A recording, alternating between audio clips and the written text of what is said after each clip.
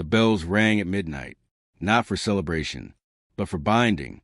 Elara Voss stood alone inside the ancient cathedral, dressed in black silk instead of white. Candles burned with blue flames. The air smelled of cold stone and forgotten prayers. At the altar waited her groom. He didn't breathe. He didn't blink. He sat upon a throne of bone and iron, crown tilted slightly, skin pale as moonlight. King Malrec, the dead king of Ashfall. You may still refuse, the high priest whispered nervously. Elara's hands trembled, but she didn't move. If I refuse, she said softly, my kingdom burns by dawn. The priest said no more. Malrec rose slowly from his throne. Chains of shadow dragged behind him, whispering with the voices of the dead. His eyes glowed faint silver, not cruel, not kind, just endlessly tired. You are afraid, he said calmly.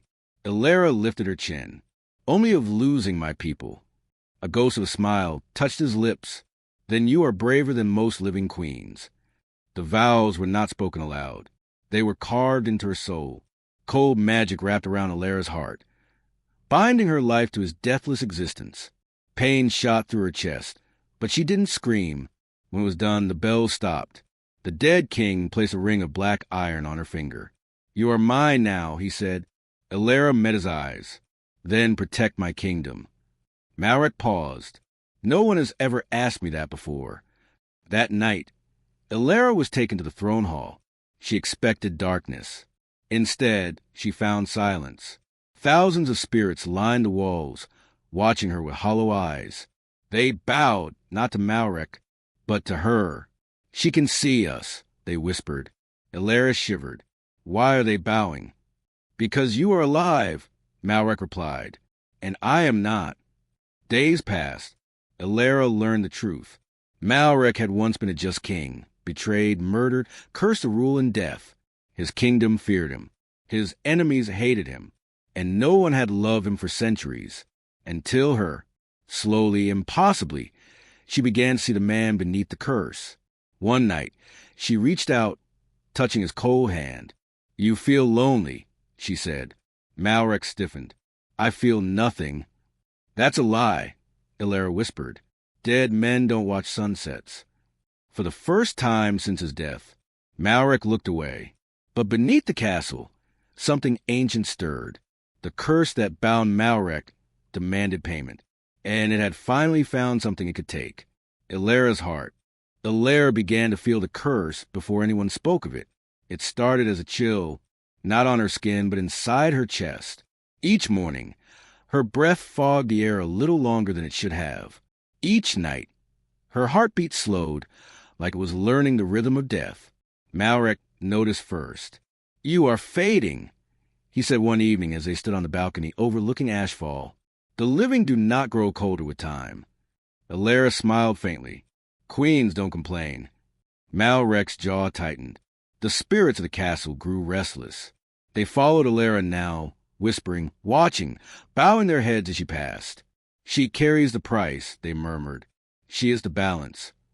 She will not last. Elara pretended not to hear. But Malrec heard everything. That night, Malrec took Elara to the Hall of Names, a chamber sealed for centuries. Stone walls were carved with the names of queens before her. Every name was crossed out in blood-black runes. They all married me, Malrec said quietly, to save something. A land, a war, a people. Elara's voice trembled. And what happened to them? They died, he answered, so I could remain. Silence fell like ash. Elara reached for his hand. Cold, still. You didn't choose this, she said. No, Malrec replied, but I will not let you become another name on that wall. Days passed, and something impossible began to happen. Malrec changed. He sat beside Elara during council instead of above it. He listened. He protected villages without demanding sacrifice. The dead obeyed him, but the living began to trust him. Hope returned to Ashfall, and with every act of mercy, Elara weakened. One night, Elara collapsed in the throne hall. Malrec caught her before she hit the stone floor. Her pulse was faint, too faint. You're dying, he said, voice breaking for the first time in centuries. Elara looked up at him weakly. Then promise me something. Anything. Don't become a monster again after I'm gone. The words cut deeper than any blade. I won't let you die, Malrec whispered. I will break the curse. Elara shook her head. The curse isn't on you. She placed his hand over her heart. It's on me. That night, Malrec searched the deepest crypts of the castle. Ancient tomes screamed when he opened them. Blood magic resisted him. The truth finally revealed itself in burning runes. For the dead king to rule in peace, the living queen must pay with her life. Malrec fell to his knees. No, he whispered. For the first time since his murder, tears ran down the face of the dead king. Elara found him there. She knelt beside him, touching his face.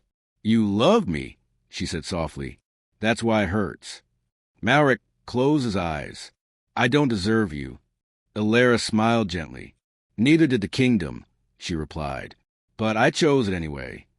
As she leaned into him, Malrec felt something he had not felt since life. Warmth. His heart did not beat, but it ached. High above the castle, the curse awakened. The bells rang again. This time, not for binding, but for ending. The bells did not stop ringing. They echoed through Ashfall day and night. Not loud, but heavy, like a countdown. Elara could no longer walk without support. The warmth in her skin faded a little more each sunrise, while Malrec's touch, once ice, began to feel almost human. The curse was shifting, taking from her, giving to him. The oracle of Ashfall arrived cloaked in ashes and bones. There is a way, she said, her blind eyes fixed on Malrec. One life, one soul, one throne. Malrec stood instantly. Take mine. Elara turned sharply. No. The oracle raised a finger. The dead king cannot die. Only the living may choose. Silence shattered the hall. That night, Elara made her decision. She wrote a letter with trembling hands, sealing it with the royal mark. Then she slipped into the lower sanctum, where the well of return slept, glowing faintly red. It was said the well could restore life, but only by taking it from another. Elara stepped closer. Don't.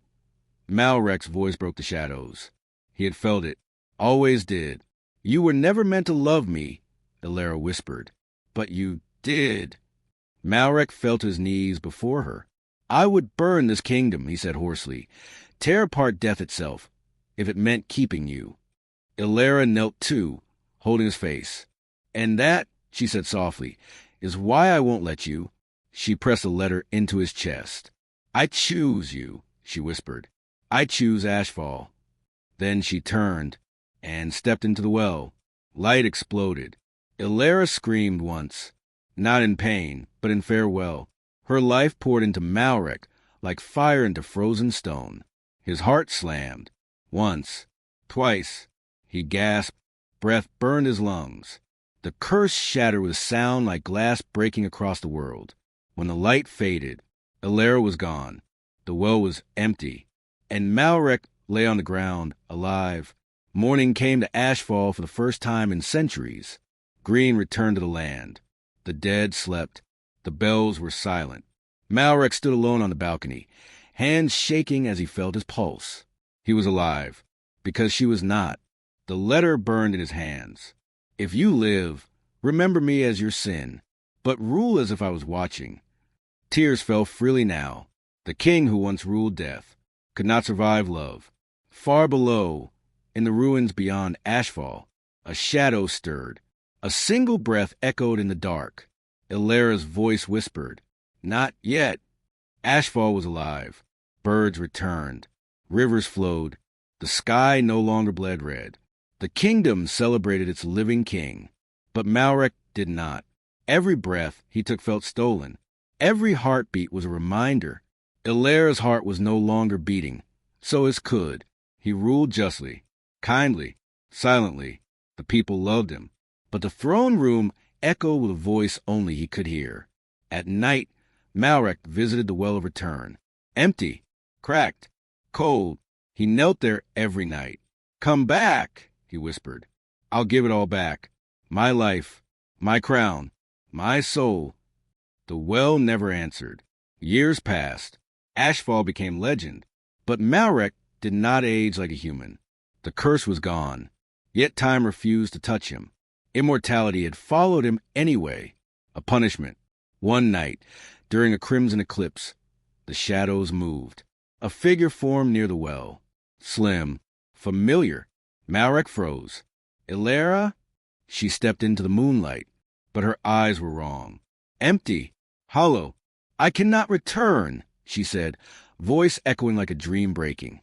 My soul paid the full price. Malrec walked toward her, trembling. Then take me with you. Elara shook her head slowly. That is not how this ends. She touched his chest. I exist only as long as you remember me. Tears streamed down Malrec's face. I remember every second, he whispered. That is why, she said softly. I must go.